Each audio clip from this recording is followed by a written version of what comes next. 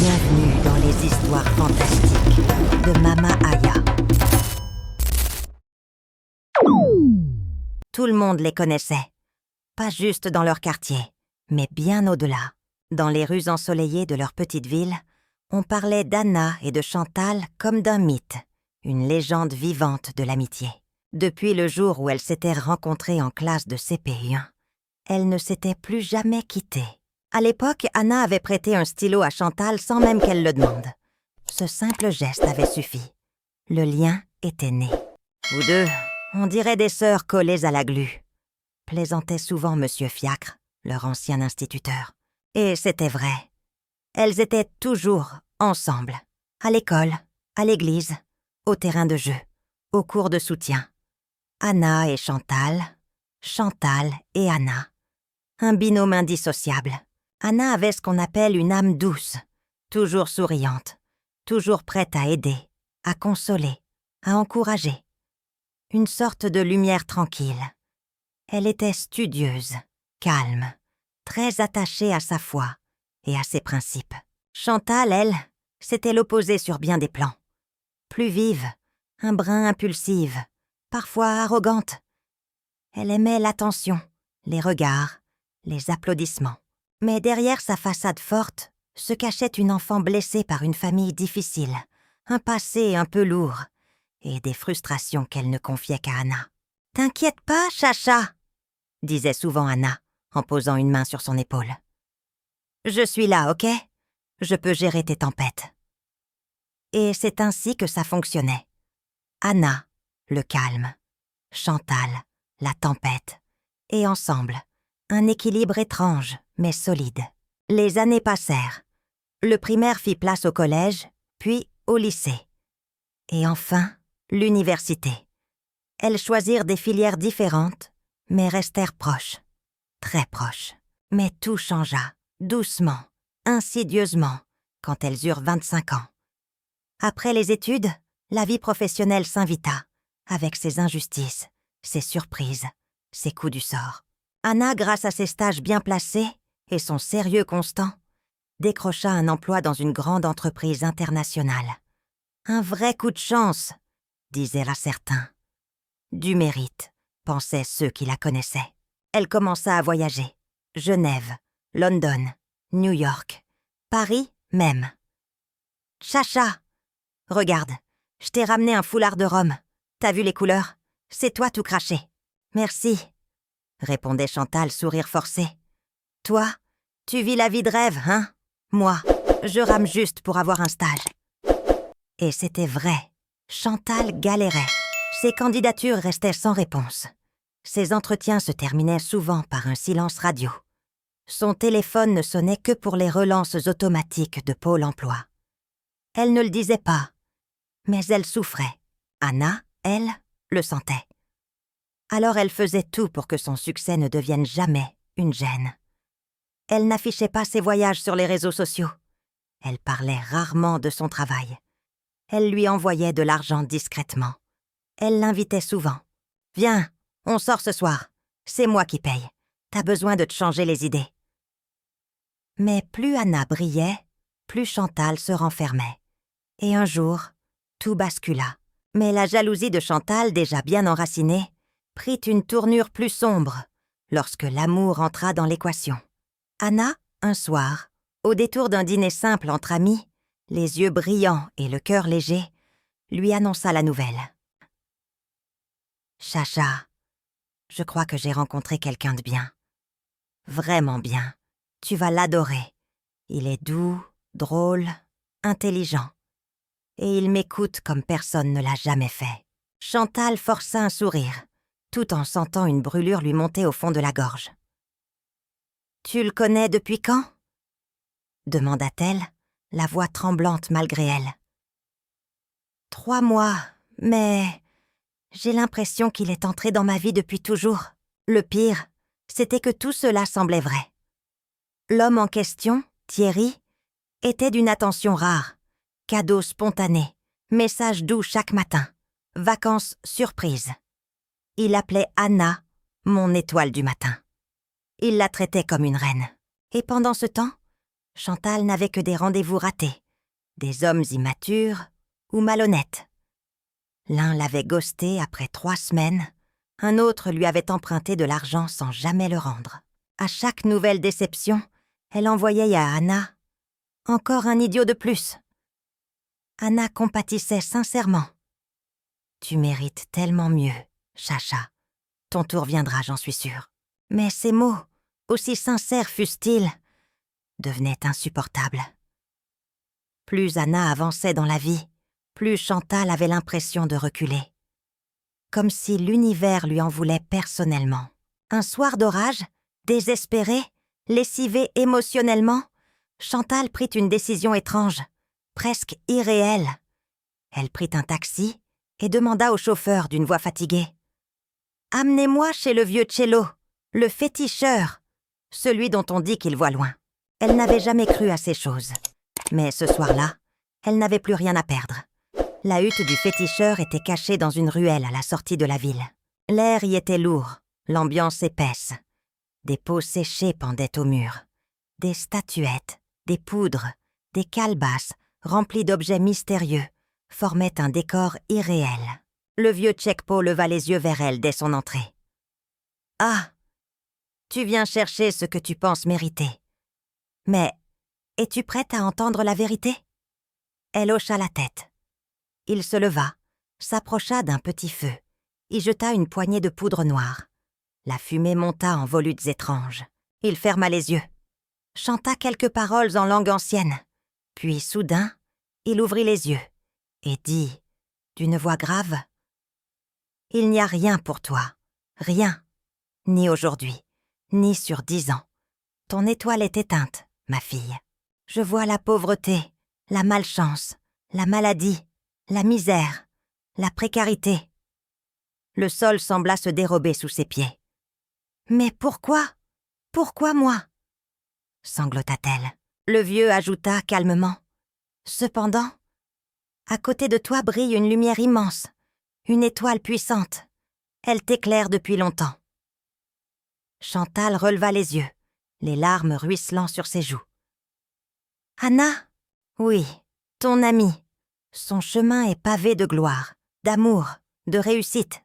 Son destin est écrit en lettres d'or sur les 10 prochaines années, mais après... » Il fit une pause. « Je peux inverser les destins. Juste une fois. Car vous êtes liés depuis l'enfance. Il suffirait que tu acceptes, que tu prennes ce qui ne t'est pas destiné. » Le silence s'installa. Chantal serra les poings. « Non, je ne peux pas lui faire ça. Elle ne mérite pas ça. » Elle se leva précipitamment, sans demander son reste, et rentra chez elle, tremblante, confuse. Mais ce même soir, comme pour mettre son courage à l'épreuve, Anna lui envoya un message vocal, rayonnante. « Chacha, devine quoi? Thierry m'a offert une voiture, une belle Kia toute neuve. Je suis trop heureuse. Il dit que c'est pour m'encourager à aller plus loin encore. Je t'emmène faire un tour demain. » Chantal écouta le message une fois, puis 2, puis 3. Ses mains tremblaient.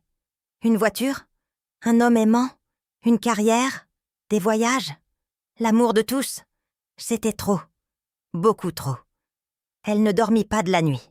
Au matin, le soleil peinait à percer à travers la brume quand elle retourna voir le vieux Tchekpo. Son visage était figé, ses yeux cernés. « Je suis prête, » dit-elle d'une voix lasse. « Prête à inverser le destin. » Le féticheur, assis dans l'ombre épaisse de sa hutte, tendit lentement un objet enveloppé dans un tissu noir à motif rouge. Son regard était dur, profond, presque inhumain. « Sache une chose, Chantal, et retiens-la bien. Ce sort est sans retour. Une fois accompli, rien ne pourra être inversé.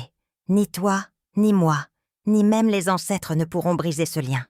Ce sera ton nouveau destin, le sien aussi. » Chantal hocha la tête. Elle avait entendu. Elle avait compris. Et pourtant, une part d'elle refusait d'écouter cette dernière mise en garde. Le féticheur déroula le tissu, révélant un petit miroir ancien, ovale, serti d'un cadre en argent terni. Mais ce n'était pas un miroir ordinaire. Lorsqu'il le tint entre ses mains et murmura quelques incantations dans une langue oubliée, la surface du verre se mit à frémir, comme une eau troublée. Ce miroir est la clé. Il porte le sortilège. Une seule condition. Elle doit être seule à regarder son reflet. Tu me ramènes le miroir après ça. Chantal prit l'objet avec précaution, comme si elle portait une bombe prête à exploser. Elle repartit, l'esprit en ébullition, son cœur tambourinant dans sa poitrine. Elle se demandait quand et comment elle pourrait lui remettre cet objet maudit. Mais le destin, cruel et ironique, se chargea lui-même de créer l'opportunité. Une semaine après, alors que Chantal tentait d'oublier ce qu'elle s'apprêtait à faire, un message inattendu arriva sur son téléphone. Un numéro inconnu. « Bonjour, c'est Thierry, le copain d'Anna. J'ai eu ton numéro par elle. Je voudrais te parler d'un projet très spécial. » Intriguée, elle accepta l'appel. « Je veux lui faire une demande en mariage surprise, » confia-t-il, enthousiaste. « Et qui mieux que toi pour m'aider à organiser tout ça? Tu es sa meilleure amie, sa sœur de cœur. Je te fais entièrement confiance. » Chantal resta muette quelques secondes. Le hasard, ou plutôt le destin, venait de lui tendre le miroir parfait, au sens propre comme au figuré. « Bien sûr, je suis honorée. Compte sur moi. » Elle raccrocha, les mains moites, le souffle court. Un frisson glacé parcourut sa colonne vertébrale. « Ce monde est bien étrange, » pensa-t-elle. Elle organisa tout, la décoration, la salle, le traiteur, la musique. Elle courait partout, simulant l'excitation, jouant parfaitement son rôle. Autour d'elle, les gens disaient « Elle est formidable, cette Chantal. Quelle chance à Anna de la voir. » La veille de la fête, elle emballa soigneusement le miroir dans une boîte élégante, avec un ruban rose pastel. Elle ajouta une carte « À ma sœur de cœur, que ton reflet t'accompagne toujours dans la lumière. » Chacha. Et le lendemain, après l'émotion de la fête, les larmes d'Anna, la demande en mariage spectaculaire de Thierry devant une 50aine d'invités, vint le moment d'ouvrir les cadeaux. Anna, rayonnante, rieuse, débordante de bonheur, déballa celui de Chantal avec un large sourire. « Oh, un miroir! Il est magnifique !» Elle s'y regarda brièvement. « J'adore! Merci, ma chacha. Toujours pleine de goût. » Chantal se força à sourire. « Tu mérites ce qu'il y a de plus beau ?» souffla-t-elle, la gorge serrée. Le miroir avait fait son œuvre. Le lendemain, prétextant vouloir revoir les photos de la cérémonie, elle vint chez Anna. Elle la fit rire, parler de Thierry, de la bague, du voyage de noces à venir. Et pendant qu'Anna préparait du thé dans la cuisine, elle saisit discrètement le miroir dans le tiroir de la commode et le glissa dans son sac. Aucune hésitation cette fois. Plus de doute, plus de remords. Elle était allée trop loin pour reculer. Le soir venu, elle retourna chez le féticheur. L'air était plus lourd que jamais. Le ciel était noir d'encre. Il la vit entrer, sans un mot. Elle lui tendit le miroir. Il le prit, le leva face au feu, chanta des mots étranges. Le miroir se fissura doucement en son centre, émettant une lueur bleuâtre. « C'est fait, » murmura-t-il. « À partir de cette nuit, c'est toi qui porteras son étoile. » Chantal quitta la hutte dans un silence de plomb, le cœur soudainement soulagé. Un vent doux se leva. La lune perça les nuages. Elle marcha longtemps dans la nuit, un étrange sourire aux lèvres. L'effet du miroir se fit d'abord discret, presque imperceptible, comme un poison lent. Une semaine après la fête, les premières fissures apparurent dans le couple d'Anna et Thierry.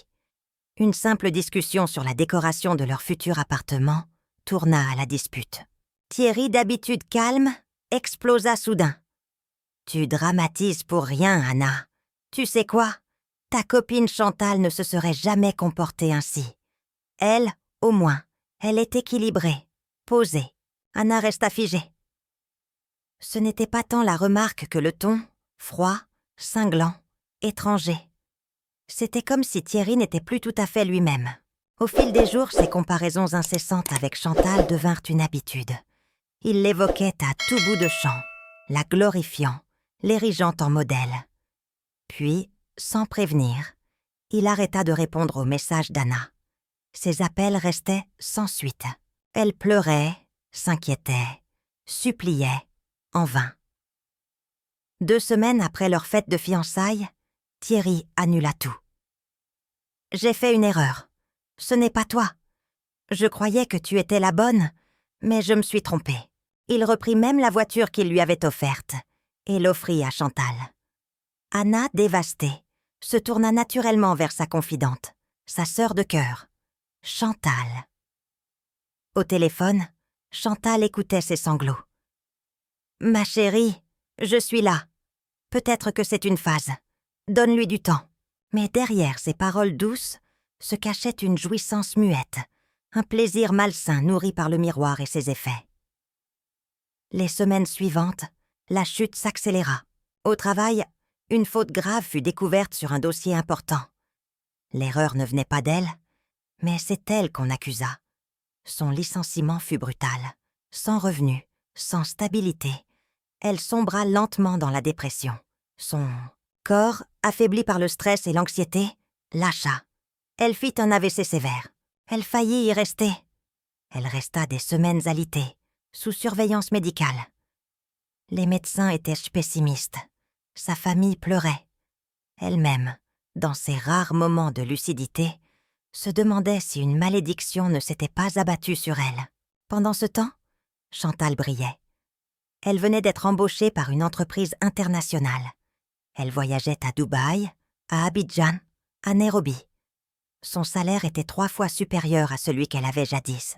Elle postait sur les réseaux sociaux des photos d'hôtels luxueux, de cocktails en terrasse. La vie lui souriait. Un jour, elle rendit une brève visite à Anna à l'hôpital. Elle apporta quelques fruits et un bouquet. « Tu vas t'en sortir, ma belle. Garde espoir. Je dois repartir vite. J'ai un vol ce soir. » Elle partit rapidement, sans laisser de traces, sans proposer de revenir. Une visite de pure formalité. Anna, elle, sortit de l'hôpital affaiblie, ruinée, brisée. Elle n'avait plus de quoi payer son loyer. Elle dut retourner vivre chez ses parents. Humiliation totale. Mais ce qu'elle ignorait encore, c'est que 3 mois plus tard, Chantal s'installa chez Thierry. Discrètement, sans rien dire à personne. Elle avait gagné. Tout. 8 mois passèrent. 8 mois d'ombre pour l'une, de lumière pour l'autre. Puis, un samedi matin, un ancien ami commun rendit visite à Anna chez ses parents. Il était mal à l'aise, évitait son regard. Je passais dans le coin. Je voulais savoir si tu iras au mariage, samedi prochain. »« Quel mariage ?» demanda Anna surprise. « Celui de Chantal. » Anna éclata de rire, un rire nerveux. « Impossible. Elle m'aurait prévenu. On se parle toujours, même si un peu moins souvent. Si elle se mariait, je serais la première invitée. » Le proche insista. « Peut-être qu'elle n'a pas osé. Mais je t'assure, c'est samedi à la salle Les Orchidées. Si tu veux, je peux t'y amener. Tu verras de tes propres yeux que je ne mens pas. » Anna sentit son sang se glacer. Son cœur tambourinait. Elle saisit immédiatement son téléphone et appela Chantal. « Dis-moi, c'est vrai? Tu te maries samedi ?» Une courte pause, puis une voix, douce, faussement étonnée. « Quoi? Mais pas du tout. Ce sont des rumeurs. Des gens veulent juste me salir. Et si jamais je devais me marier un jour, crois-moi, tu serais la première au courant. » Le mensonge était fluide, poli, froid. Anna ne répondit pas. Elle raccrocha. Quelque chose en elle venait de se briser. Définitivement. Le jour du mariage arriva dans une atmosphère de tension que seule Anna semblait percevoir.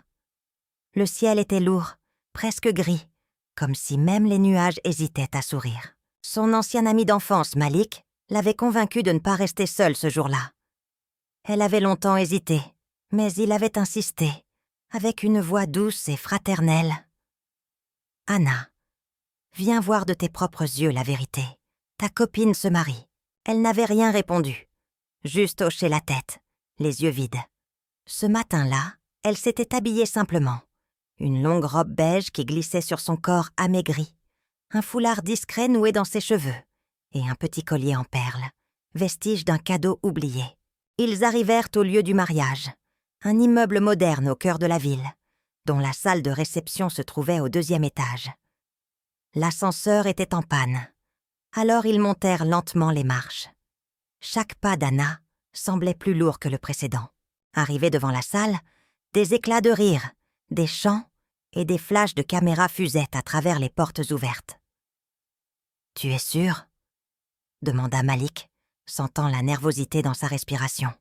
« Oui, je veux juste voir, c'est tout, » murmura-t-elle. Ils entrèrent.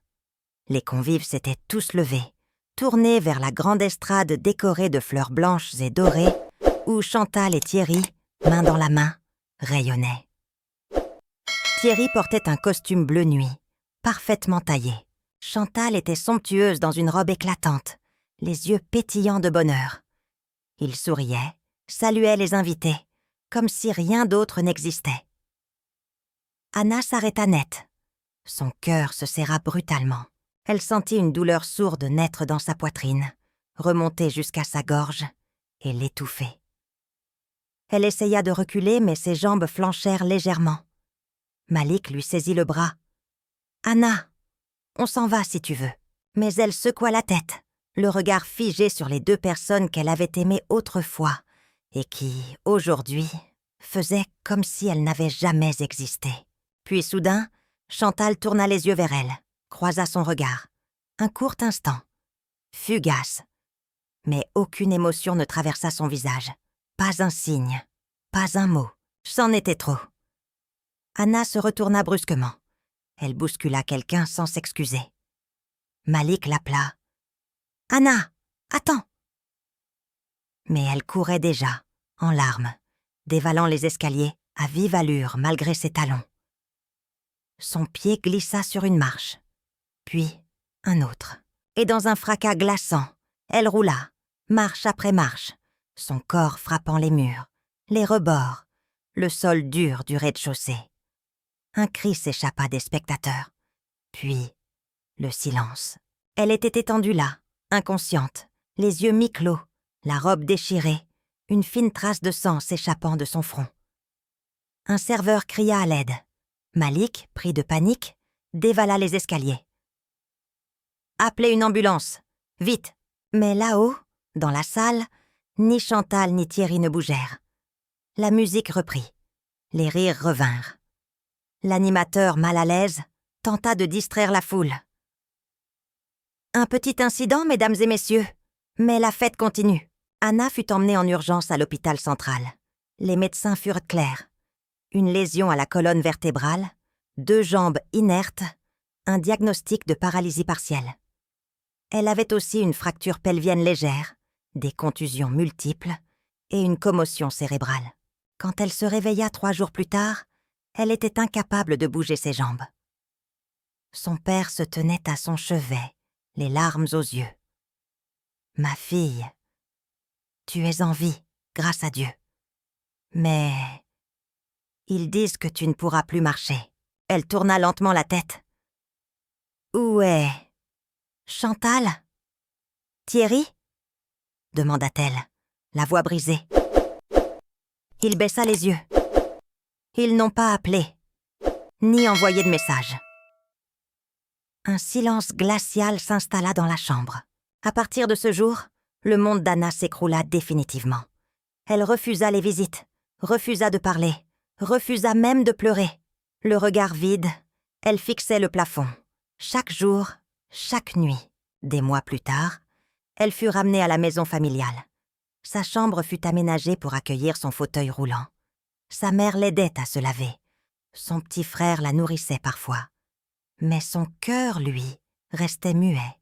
Les entreprises qu'elle avait sollicitées ne prenaient même pas la peine de lui répondre. Une directrice des ressources humaines lui dit un jour « Nous sommes désolés, Mais nous n'avons pas les aménagements nécessaires pour une personne dans votre condition. » Le coup était rude. Encore un de plus. Les années passèrent.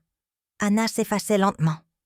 Jusqu'à ce jour où, épuisée de son silence, elle se redressa seule sur son lit et dit à sa mère : « Je ne veux plus être un poids. Donne-moi une table, des sachets et quelques produits. Je vais vendre devant la maison. Même si je suis comme ça, je veux faire quelque chose. » Et c'est ainsi que, 3 ans après sa chute, elle commença à se reconstruire, lentement, en silence, mais avec une force que personne n'aurait pu deviner. Le temps, ce vieux sculpteur silencieux, avait gravé des cicatrices dans l'âme d'Anna, mais il lui avait aussi offert, lentement, la douce patine de la résilience. Elle avait appris, 1 an après l'accident, par des rumeurs portées par quelques connaissances, que Thierry et Chantal avaient quitté le pays peu après leur mariage. On murmurait qu'ils vivaient désormais à Londres, qu'ils menaient une vie aisée dans un quartier huppé. Mais surtout, une vérité avait filtré, douloureuse à entendre même après tout ce qu'elle avait traversé. Chantal ne pouvait pas avoir d'enfant. Cette information avait résonné en elle comme un écho lointain. Elle n'avait ni jubilé, ni pleuré. Elle s'était contentée de regarder par la fenêtre, perdue dans ses pensées. La vie trouve toujours une façon de rendre les comptes, avait murmuré sa mère ce soir-là, en déposant une assiette de nourriture à côté de son lit. Mais Anna, elle, ne cherchait plus à se venger. Sa douleur était ailleurs, plus profonde, invisible. Les années suivantes furent lentes, souvent ternes, mais marquées par une lumière nouvelle, entrée dans sa vie sous la forme d'un homme doux, attentif et profondément humain. Docteur Ibrahim, un psychologue spécialisé dans les traumatismes. Il avait été recommandé par une assistante sociale bienveillante qui, touchée par le silence d'Anna, avait insisté pour qu'elle voie quelqu'un. « Il ne te fera pas marcher, mais il peut t'apprendre à respirer, à vivre autrement, » lui avait-elle dit. La première rencontre fut tendue. Anna ne parlait pas. Elle se contentait de fixer le mur. Mais Docteur Diallo n'abandonna pas. « Vous n'êtes pas brisée, Anna. Vous êtes blessée. Mais on soigne les blessures. On les pense, on les écoute. Et parfois, elles disparaissent. » Il revint, semaine après semaine. Parfois juste pour parler de la pluie, du vent, d'un poème. Parfois pour écouter son silence.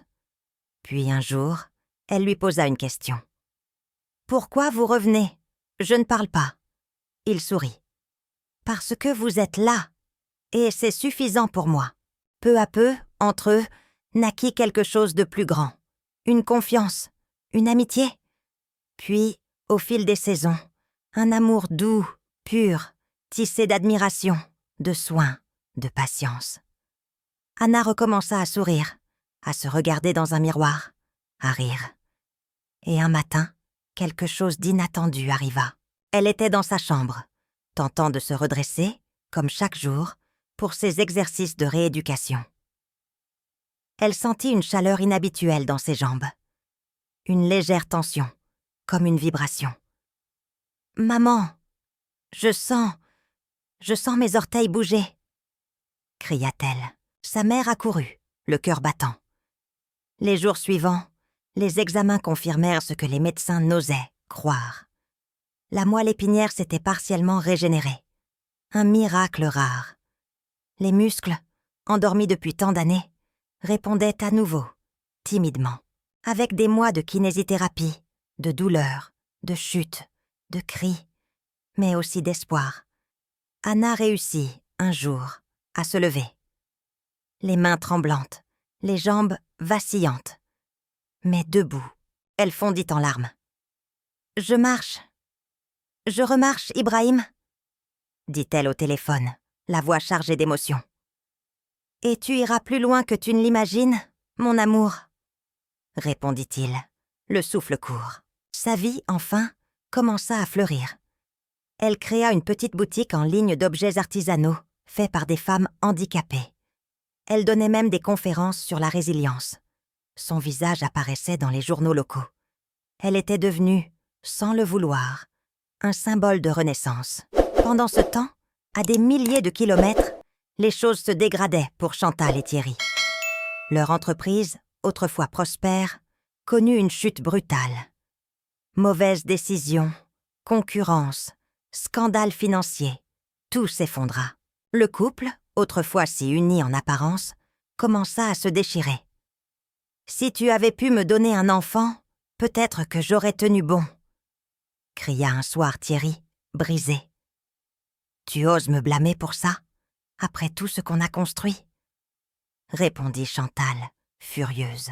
Les disputes devenaient quotidiennes. L'amour s'était transformé en rancune. Ils n'étaient plus que l'ombre d'eux-mêmes, perdus dans une ville qui ne voulait plus d'eux. Finalement, à court d'options, ils décidèrent de rentrer au pays, discrets, effacés, comme deux fugitifs fuyant leur propre vie. Mais personne ne les attendait. Ils n'étaient plus les étoiles brillantes qu'ils avaient cru être. Le monde les avait oubliés. Pendant ce temps, au centre communautaire d'Anna, on célébrait un anniversaire. Celui de la guérison, de l'amour retrouvé, de la force d'une femme que la vie avait tenté de briser, mais qui avait appris à marcher de nouveau, debout, de retour au pays, brisée, sans enfant, ni fortune. Chantal s'attendait à retrouver un peu de calme, au moins dans l'anonymat. Mais à peine avait-elle posé ses valises qu'un événement lui coupa le souffle. Un reportage à la télévision nationale en prime time. C'était une émission sur les femmes résilientes, celles qui avaient su transformer la douleur en lumière. Sur l'écran, radieuse dans une robe couleur émeraude, un micro à la main, se tenait Anna.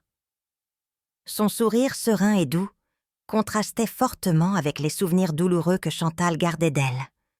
Une silhouette fragile, le visage abattu, roulée dans les escaliers du grand immeuble où s'était tenu son mariage volé. Elle a survécu à la trahison, à la paralysie, à l'oubli.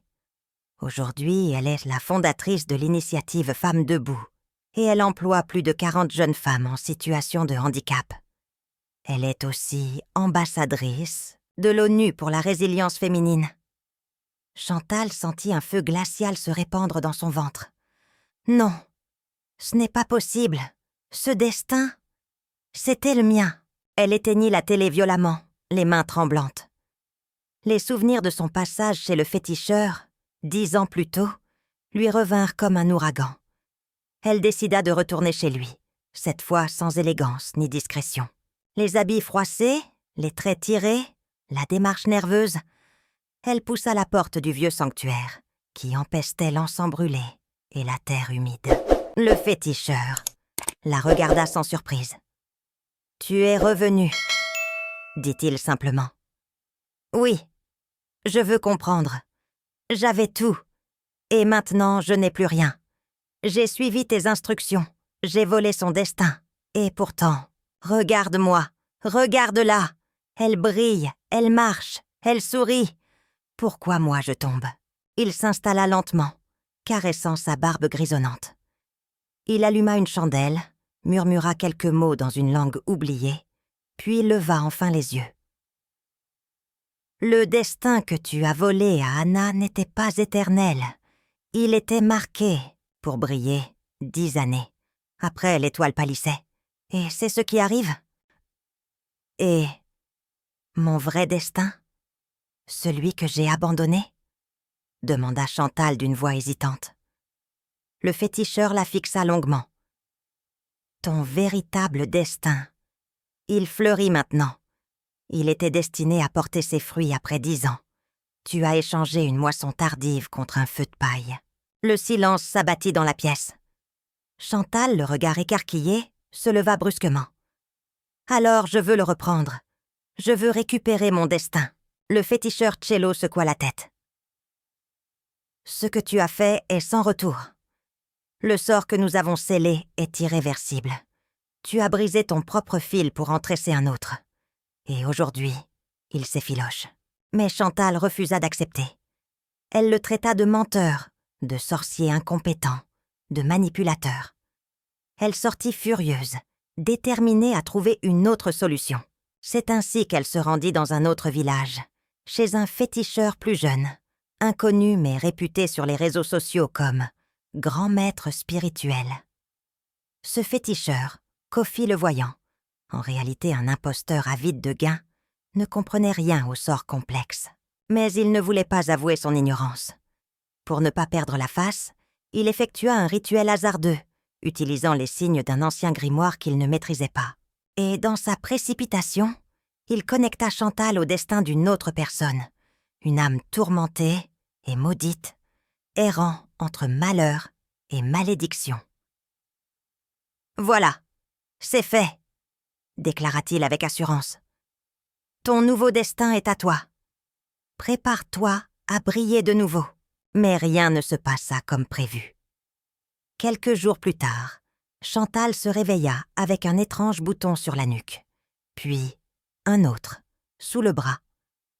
En 3 jours, son corps tout entier fut couvert de boutons purulents, de plaies ouvertes, de furoncles rouges et douloureux. Elle hurlait la nuit, incapable de s'asseoir ou de se coucher. Son corps semblait brûler de l'intérieur, et une odeur fétide se dégageait d'elle, insupportable, repoussante. « Ah, ça me brûle! Aidez-moi! Faites quelque chose !» Mais personne ne pouvait l'approcher. Sa propre famille lui laissait des plats sur un plateau à l'entrée de sa chambre, en retenant leur souffle. Thierry l'évitait. « Elle pue la mort !» murmurait-on dans la maison. Chantal pleurait, suppliant le ciel, les ancêtres, les dieux qu'elle avait négligés. Elle tenta d'appeler le féticheur Kofi, mais son numéro était injoignable. Il avait disparu, avec son argent. Le miroir ne lui renvoyait plus qu'une image défigurée, méconnaissable, rongée par le mal et la douleur. Elle comprit, trop tard, qu'on ne joue pas avec les fils du destin comme on change de robe. Et pendant qu'elle gémissait, seule dans l'ombre, Anna donnait une conférence à l'ONU, partageant son parcours, ses luttes et son amour pour la vie, entourée de femmes qui l'applaudissaient debout. Le destin avait rendu son verdict. Une nuit étouffante, alors que son corps était rongé par la douleur, Chantal sombra dans un sommeil profond, plus proche du coma que du repos. Les médicaments ne faisaient à ça plus effet. Les guérisseurs avaient renoncé. Les prêtres refusaient même d'entrer dans sa chambre. Elle n'était plus que l'ombre d'elle-même. C'est dans cette nuit sombre que le rêve survint, clair comme une vision. Elle se retrouva dans un vaste champ de cendres, pieds nus, vêtue d'un tissu blanc, taché de sang séché. Le silence était lourd, presque sacré. Soudain, une silhouette apparut au loin, avançant lentement, s'appuyant sur un bâton sculpté. C'était une personne âgée, au regard sage et sévère. « Chantal », dit la voix, résonnant comme un tonnerre doux. « Qui êtes-vous » murmura-t-elle, les larmes aux yeux. « Une voix du destin que tu as ignorée. Tu as volé ce qui ne t'appartenait pas. Tu as blessé ceux qui t'aimaient. Tu t'es éloigné de ton propre chemin. Je regrette, je souffre. Mon corps me trahit. Ce n'est pas ton corps qui est malade, c'est ton âme. Et elle ne guérira que si tu demandes pardon. Retourne vers ceux que tu as offensés. Mets un genou à terre. Demande pardon à voix haute. Sinon, tu ne connaîtras jamais la paix. » Et d'un souffle, la vision s'effaça, la laissant haletante, en sueur, dans l'obscurité de sa chambre. Au matin, Chantal appela la vieille servante de la maison avec la dernière force qui lui restait. « Je veux voir Anna et Thierry. Dis-leur que je veux leur parler. Pour la dernière fois peut-être. » Le message fut transmis. D'abord, Anna refusa. Elle ne voulait pas rouvrir une plaie qu'elle avait mis tant d'années à panser. Mais Dr Ibrahim, son psychologue et ami fidèle, l'encouragea. « Parfois, le pardon libère plus celui qui le donne que celui qui le reçoit. Ce n'est pas pour elle, c'est pour toi, Anna. » Elle accepta à contre-cœur. Ses parents l'accompagnèrent, vigilants, silencieux. Quand ils arrivèrent à la maison, Thierry était déjà là, vieilli, abîmé, l'air rongé par le remords. L'atmosphère dans la maison était lourde. On aurait dit que les murs retenaient leur souffle. Lorsque Chantal sortit enfin de sa chambre, la puanteur l'accompagna, envahissant la pièce comme une vague invisible, mais brutale. Son visage était méconnaissable, couvert de plaies. Son corps, enflé, tremblant, n'était plus qu'un sac de souffrance. Anna détourna instinctivement le regard, luttant contre la nausée. Ses parents reculèrent d'un pas. Même Dr Ibrahim mit un mouchoir contre son nez. Mais Chantal avança, à genoux, lentement, traînant son corps affaibli, chaque mouvement provoquant un gémissement sourd. Arrivée devant Anna, elle leva ses yeux gonflés et dit d'une voix tremblante, presque inaudible. « Excuse-moi, Anna. Pardonne-moi. J'ai échangé notre destin. J'ai menti. J'ai trahi. J'ai volé ta lumière pour briller à ta place. J'ai volé Thierry, mais aujourd'hui, cette lumière m'a brûlé. Je veux mourir en paix. » Un silence déchirant tomba sur la pièce. Thierry baissa la tête, honteux, incapable de croiser le regard d'Anna. La mère d'Anna pleurait doucement, serrant les mains de sa fille. Le père resta droit, stoïque, mais le poing serré. Anna, quant à elle, resta immobile. Elle fixait Chantal. Elle la regardait sans haine, sans joie, sans pitié. Il y avait dans ses yeux une immense fatigue, mais aussi une étrange tendresse, née de tant d'années de douleur transformée en résilience. « Je ne te pardonne pas pour toi. Je te pardonne parce que je refuse de rester prisonnière de ta trahison. » Elle fit une pause. « Je te pardonne, Chantal. Que ton âme trouve la paix. » Et sur ces mots, elle tourna les talons, soutenue par Dr Ibrahim. Chantal, effondrée, pleura en silence. Pour la première fois depuis des années, ce n'étaient pas des larmes de colère, ni d'amertume. C'étaient des larmes de libération. Après la confession déchirante de Chantal, alors que le silence planait encore dans la pièce, Thierry, jusque-là resté figé dans un coin, fit un pas en avant. Ses mains tremblaient, ses yeux étaient rougis, non par la maladie, mais par le remords. Il se tenait là, l'air désemparé, comme un homme qui s'éveillait trop tard dans une maison déjà consumée par les flammes. « Anna, » murmura-t-il d'une voix enrouée, « je t'en supplie, écoute-moi. » Elle s'était déjà levée, prête à sortir, mais s'arrêta sans se retourner. « Je ne savais pas, je te le jure, je ne savais pas tout ce que Chantal avait fait. Je me suis laissée aveugler, manipuler. J'ai été lâche, et je l'ai payé. Mon mariage est mort, bien avant elle. Mes affaires ont sombré, ma paix s'est envolée. J'ai tout perdu, Anna, sauf mes souvenirs de toi. » Il fit quelques pas vers elle. « Je veux me racheter, te reprendre comme femme, recommencer là où tout a basculé. » Anna tourna doucement la tête, croisa son regard. Dans ses yeux à lui, il n'y avait plus de fierté. Seulement un homme brisé, à genoux devant ce qu'il avait piétiné. Mais ces mots tombèrent comme un écho lointain dans le cœur d'une femme qui avait déjà guéri. « Thierry, il y a une chose que tu n'as pas compris. Le destin que Chantal a volé, ce n'était pas seulement une malchance pour moi. C'était aussi une occasion, celle de me découvrir, de me reconstruire, de m'élever sans toi. Je n'ai pas appris à marcher pour revenir vers un passé douloureux. J'ai appris à marcher pour aller de l'avant. » Elle le regarda, droit dans les yeux. « Je te pardonne aussi, mais je ne t'appartiens plus. » Et sans un mot de plus, elle sortit, escortée par ses parents et le docteur Ibrahim. La porte se referma derrière elle comme un chapitre que l'on clôt à jamais. Le lendemain, un voile de tristesse s'abattit sur la ville. La nouvelle se répandit vite. Chantal était morte dans son sommeil, après une nuit de délire, de pleurs et de silence. Certains disaient qu'elle avait souri juste avant de s'éteindre. D'autres disaient qu'elle avait murmuré le nom d'Anna une dernière fois. L'enterrement eut lieu 2 jours plus tard, dans une atmosphère étrange, mêlée de douleur, de regrets et de résignation. Peu de gens vinrent. Beaucoup n'osaient pas approcher cette histoire, entourée de rumeurs et de mystères. À la stupeur générale, Anna se présenta à la cérémonie, vêtue de noir, simple, droite, digne. Son arrivée provoqua un murmure dans l'assemblée. Thierry, debout près du cercueil, fondit en larmes en la voyant. Mais elle ne le regarda pas. Elle s'approcha du cercueil, lentement, et y déposa une rose blanche, symbole de paix et de rédemption. Elle se recueillit un instant, puis murmura. « Repose en paix, Chantal.